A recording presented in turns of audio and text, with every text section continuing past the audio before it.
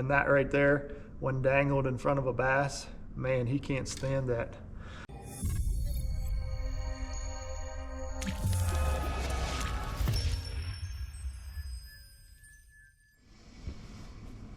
What's going on, guys? Welcome back to the channel.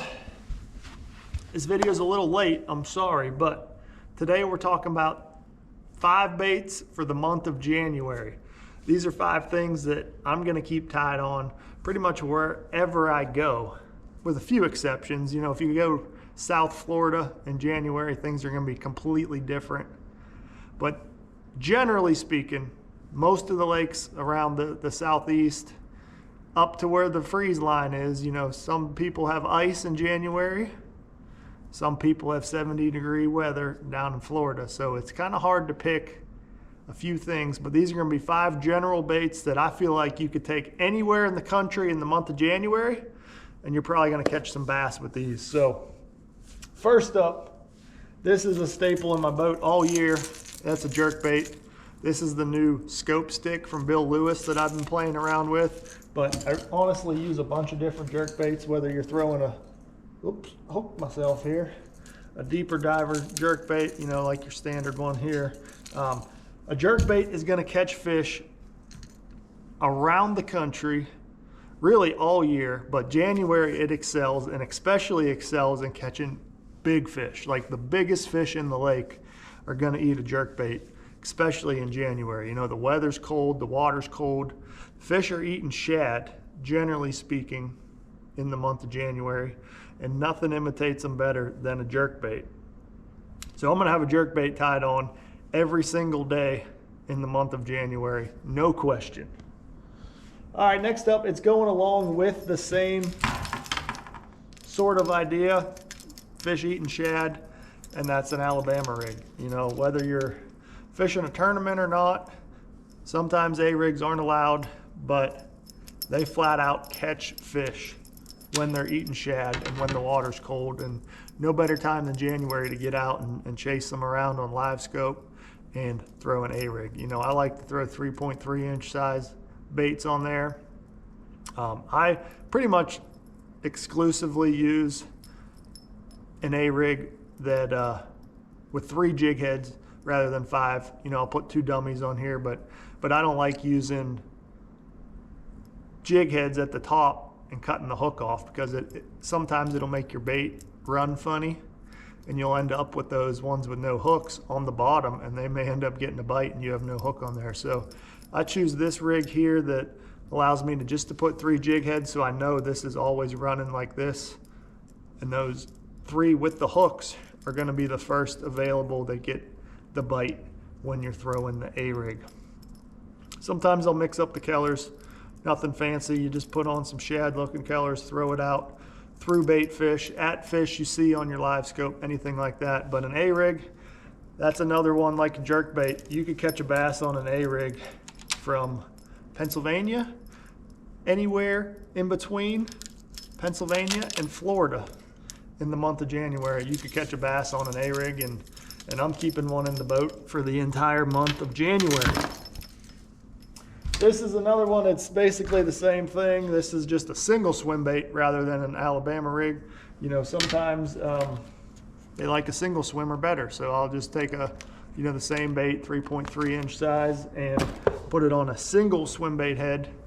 And you can, this is a little more of a finesse approach. You know, if those fish are a little bit more skittish, they've seen a lot of A-rigs, and you can fish this a little bit differently, a little bit slower than the Alabama rig. And sometimes they like the single swimmer better than the A-rig. So that's another one that stays in the boat at all times for the month of January.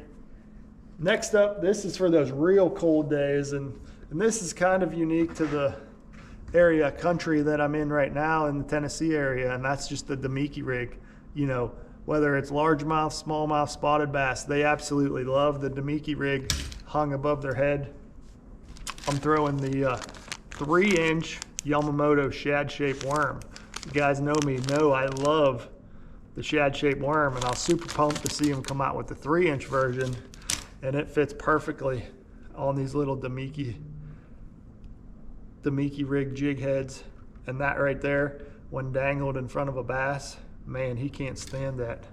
So a little trick about the Damiki rig is to tie a loop knot.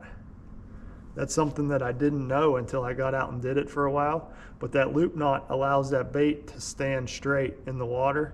When you tie a regular knot and you get your knot on the eye of the jig head, sometimes the knot will be positioned differently and it won't allow that jig head to swim freely and jiggle. You see all the action that has, and it's free to move around with that loop knot. So that really helps the action of the Damiki rig when it's really cold.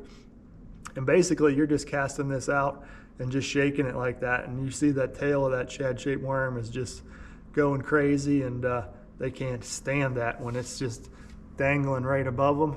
They go over there and slurp up the shad-shaped worm. So Damiki rig is a must.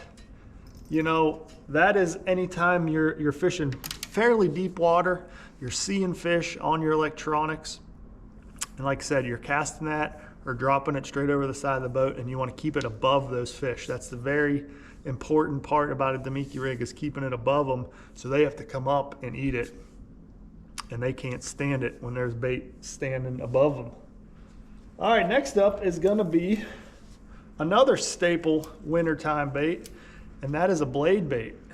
Steel shad. There's tons of different model of blade baits out there. Throw out your blade bait. This is a staple in cold water fishing.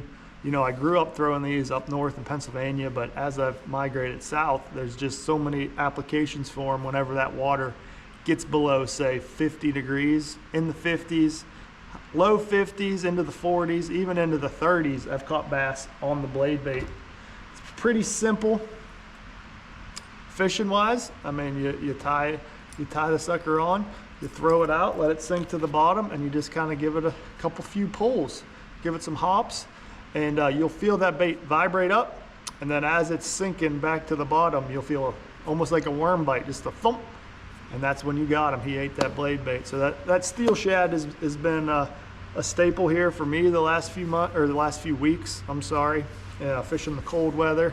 And the month of January is when the blade bait or the steel shad excels. So you gotta have one tied on in the month of January. But that's it, guys. That's 5 baits for the month of January that I'm gonna keep tied on regardless of the situation. I can always find a place or a time to catch a bass on one of those 5 baits in the month of January. Like I said, except those extremes. You know, you go to South Florida, all the vegetation, it's going to be a little bit different than going north to Pennsylvania or New York, where there's basically ice on the lake. So again, this is general, but 5 baits that I bet you can catch a bass on in January. Appreciate you guys watching. Leave me any likes, comments down below. Hit that subscribe if you haven't already, and we'll see you guys next time.